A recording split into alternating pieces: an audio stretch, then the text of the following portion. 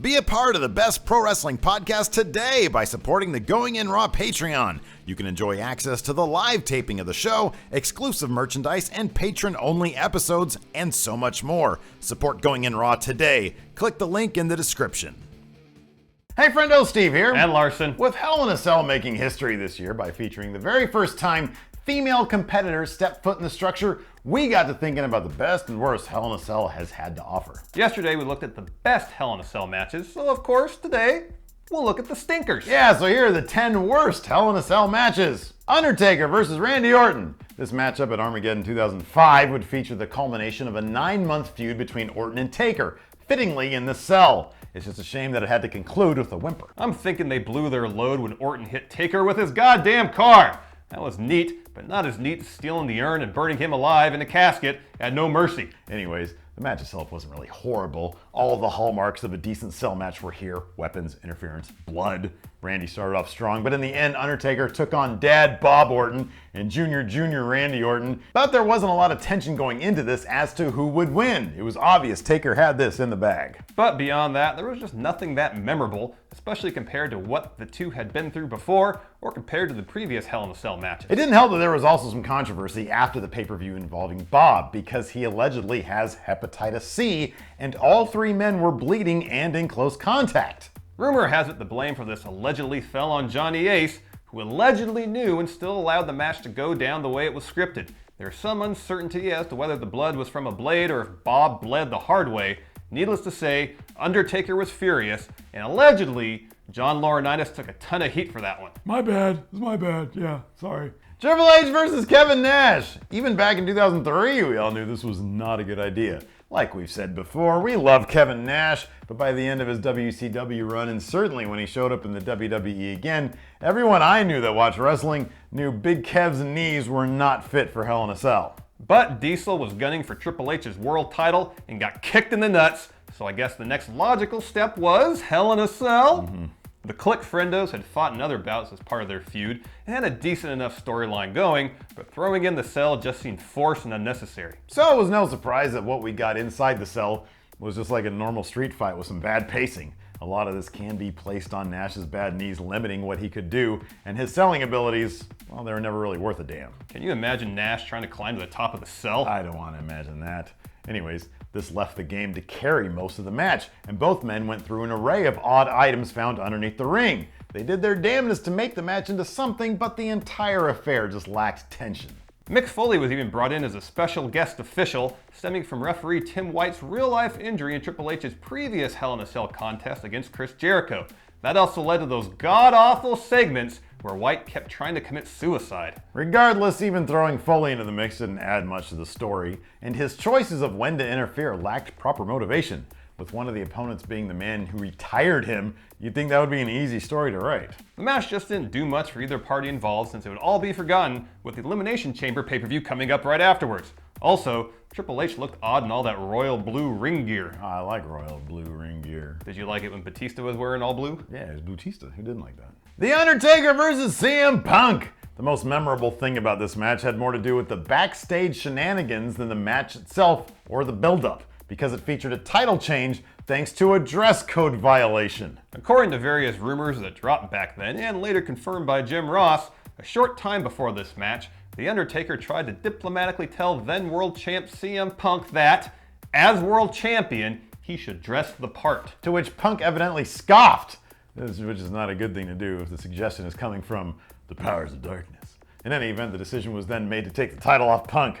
Whether that was actually because he just liked to wear hoodies a lot, we'll probably never know. But nonetheless, the stage was set. During their feud, Punk had scored 2 wins over Undertaker, but using shady tactics. So in order to level the playing field, Taker and Punk were scheduled to meet in Hell in a Cell, and to add to the drama, their match went on first, and it barely lasted 10 minutes. What? Undertaker's entrance usually takes like double that time. To be fair, that was about 9 minutes longer than Punk lasted in the UFC octagon. The match itself wasn't that bad. It was just severely underwhelming. Especially considering what the two would do later in their feud leading up to WrestleMania 29, which is all fairly creative and compelling stuff for the most part. Yeah, one interesting footnote here though. This is the first time a title change ever happened inside Hell in a Cell after like 12 years of existence. And maybe all because someone liked to wear hoodies. How do we know it was Punk's hoodies that Taker objected to? Maybe he liked to keep his balls out in the tour bus. He like to expose his... CM junk. That's right. Randy Orton versus Sheamus. Sometimes it's hard to remember, or you just don't want to, that back in the early 2010s, Sheamus benefited from being a top guy in the eyes of Triple H and Vince and received a few monster pushes. Yeah, you're a fan of his. No. So it's no surprise that he was matched up with one of the other WWE's top guys, Randy Orton, and somehow their feud ended up in the Cell in 2010, engaging in one of the most forgettable fights in Hell in a Cell history. Both men tried to keep the pace up, moving around the ring and dishing out punishment where they could, but it really just felt like any old match you'd see on Raw. They barely even used the Cell as a tool to further the action. If anything, the steel steps got the most love. The ending was serviceable, and Orton decided that since they never left the Cell, he should follow Undertaker's lead from past years and go celebrate on top. This loss, or perhaps just the match itself, put the brakes on Sheamus's push, which was pretty odd given that he had recently been the one to have ended the game's career in storyline. All in all, 2010 was just a bad year for the Cell. Because as bad as this match was, it wasn't even the worst Cell match that night. We'll get to that one in a little bit. Stay tuned. Yeah, keep watching. Yeah. Mark Henry versus Randy Orton. In the midst of Mark Henry's career resurgence in 2011, the curator of the Hall of Pain found himself holding championship gold as he took the world title off the shoulder of Randy Orton. So at the Hell in a Cell pay-per-view that year, the world's strongest man was to defend his title against the Viper, which, given how brutal Henry was being booked, could potentially have been a decent match. Nope! This is, unfortunately, another match that wasn't necessarily bad, but the two styles of wrestling featured here just didn't mesh well. Generally, Hell in a Cell matches aren't the place for endless rest holds, but we got plenty of those here, and a fairly standard finish. The Cell was basically a non-entity, save for a decent spot or two. In short, there was just a lot of wasted potential here. Mark Henry could have been so much more as a monster heel, but it was another 2 years before we'd see his amazing retirement speech swerve. Crappy Hell in a Cell match or no, Mark Henry is the best. He's great. He is great. CM Punk versus Ryback and Paul Heyman. It's almost as if CM Punk and Ryback were looking to have the feud of the century or something, given the fact that they found themselves in 2 Hell in a Cell matches in consecutive years, with them trading off who gets to work heel and who gets to work face. Sadly for fans, they were both working crap. Both matches were garbage, and we're hesitant to blame Punk for it because he was, frankly, one of the best professional wrestlers in the business, especially in 2013. And I'm not going to put all the blame on Ryback because, fuck it, I'll blame Ryback. What's he going to do, block me on Instagram again? On the other hand, this was the Hell in a Cell match that featured Paul Heyman being forklifted to the top of the cell while he cut a promo on Punk, calling himself Satan in the process. Credit to Heyman, though, he did eat a GTS, but that was pretty much the high point of this match, which featured a lot of telegraphed moves, some usage of the Cell, and some kendo sticks, but not a whole lot else. Punk and Ryback famously had a real-life feud when Punk called out Ryback for being a dangerous worker after he left the WWE back in 2014. So maybe these two were destined to just never be on the same page. So are you saying you doubt Ryback will comp Punk any of his Feed Me More supplements? Or any of his 56 t-shirts he has up on Pro Wrestling Tees? Probably not. The Undertaker versus Shane McMahon. Last year's WrestleMania, the 32nd one, featured one of the weakest build-ups in recent memory. The Roman Reigns push was in full swing, putting us all to sleep. Cena was out injured. We all knew Hogan wasn't going to make an appearance because, racist things. All in all, the WWE needed to pull a trick out of its bag. So they dug up Shane O'Mac, and admittedly his return was pretty fun. The crowd went apeshit, and all seemed well. He came back to take control of Monday Night Raw and cement his legacy, claiming the birthright we all thought he had abandoned. Vince said, cool, you can have control of Raw if you can win a match in Hell in a Cell against Vince's bitch, The Undertaker. Yeah, Vince actually said that. He called Undertaker his biatch. This match was a lose-lose for a lot of fans. No one wanted to see Shane pin The Undertaker, but they all wanted to root for the underdog because people really liked Shane. In any event, Undertaker dominated the majority of the match, and although Shane looked good and certainly took his bumps, it just never felt like a match Shane should win. There were a few big spots with the Cell, including the most memorable one, Shane jumping off the top and narrowly missing Taker, instead crashing through the announce table. And although the OMG moment was kind of cool, the risk didn't really seem worth it to a lot of fans. As opposed to when Foley took his dive off the Cell, this moment just felt a bit contrived. Shane probably felt he needed to do something like this to recall his legacy of being the crazy kid who would do anything, but those days are over. All the training montages in the world couldn't convince us it's worth seeing a guy almost die just for the sake of entertainment. What the two should have worked on was moving better with each other, keeping a certain pace, as the match felt really, really long, and it was the centerpiece of an event that extended to almost 5 hours. And in the end, after Shane was carted off with the loss, it turns out none of the stakes even mattered, as Shane was given the helm of Monday Night Raw anyway. Funny side note here too, apparently Vince tried to convince Taker to job to Shane, but Taker wasn't having it. Yeah, lose to former MMA heavyweight champ Brock Lesnar? Yes. Gray-haired 40-something guy who hasn't wrestled in like a decade? Kane versus Undertaker. So how does a match with Undertaker and Kane in Hell in a Cell suck, you ask?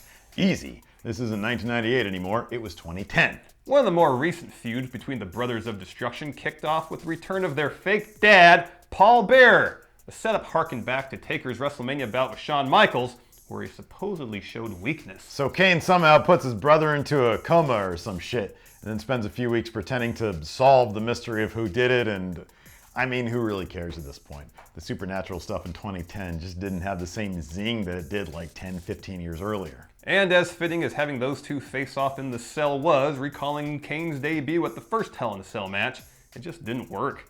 The added drama did help Taker begin the transition to part-timer after one last buried alive match with Kane, so I guess there's that. The match itself starts off well enough, but quickly loses momentum. There were some big moves, but the flow wasn't there, and it all just felt a bit dull, lacking in performance and relying on theatrics. Kane would retain the world title against his brother when Paul Bearer switched sides and turned on the unsuspecting Deadman, who may have been the only guy not to have seen this coming. All in all, the match was a mess, with a sloppy end sequence that used some odd lightning effects and culminated with whatever that was involving all three men standing in the ring. You mean when Paul had the flashlight in the urn that he used to blind Undertaker? I guess, and he was like shining it in his own face as they walked away. Like Paul was gonna tell us a campfire story about the importance of looking both ways when you're about to cross the street or something. Undertaker versus Big Bossman! So this is back during the creepy ministry Undertaker days when he was prone to punching Vince in the face and stalking Stephanie. Just 3 months before the corporate ministry. It's me, Austin. It was me all along. Maybe this match was just what we had to endure to get to that. The two heels would face off in the cell, and it wouldn't be pretty. Yeah, after a little bit of back and forth, a pair of gimmicked handcuffs were introduced to give Bossman the upper hand, but they snapped prematurely when Undertaker fell with one of his opponent's strikes, making the entire thing look cheap. It was a short encounter, the blood was an unneeded blade job, and obviously the Undertaker massacred the man from Cobb County, Georgia. Then was the fun part. And when I say fun, I mean fucking horrifying, because the Undertaker hung the Big Bossman from the cell. And then the commentary team asked, could this be symbolic? Like, what would that be a metaphor for? It was a metaphor for a crap match, Larson. CM Punk versus Ryback. Just like Undertaker was the star of the best Hell in a Cell matches list, CM Punk is like the featured attraction of a lot of the crappiest cell matches. Hell in a Cell was not kind to him, in the realm of quality matches at least. His match in 2012 against El Pollo Loco's biggest fan for the WWE Championship wouldn't be any different. As stated before, Punk and Ryback were never on the same page, and this match is definitive proof of that. The top babyface on Raw at the time, John Cena, had gone down with an injury, so the WWE decided to test out the main event potential of their Goldberg-esque superface, Ryback. Unfortunately for Ryback, but much to our delight, WWE Creative wasn't willing to put him over Punk, who was in the midst of a stellar title run, so heel shenanigans were written in to protect the big guy, but still end his winning streak. Referee Beef Mode Brad Maddox would become known to the WWE Universe that night for delivering a low blow to Ryback's ballsack, an assault that his push would never recover from. The match itself was mostly Punk trying to evade his opponent. What little offense the straight-edge superstar did manage seemed ineffective, and the two combatants didn't use many weapons save for a kendo stick or really do anything innovative. This was also a bummer for the pay-per-view as a whole, because it was the only cell match that night, and it was a fat, wet turd of a match. There was some payback to send the crowd home happy though. Ryback would destroy the villainous ref, Beef Mode, and climb the cage to give Punk a shell shock. Too little too late though. These two sucked so much together that they starred in 2 of the entries here on this list. I kind of wish we could really do a match like the Ryback Battle Royal. Yeah. That he did with all his toys. Yeah. That'd be great. All like 15 Rybacks, 1 Curtis Axel, Hell in a Cell. Yeah. Book that. That's #1 on our best of list. Instantly. Yeah. Anyways, those are the worst Hell in a Cell matches we could think of. If you guys think of anything else, let us know in the comments. Be sure to check out our best Hell in a Cell matches that went up yesterday. It's good. And subscribe and tell your friends or like stuff. We're now on Vine, so you can check us out there too. We got to talk about that. Oh, what?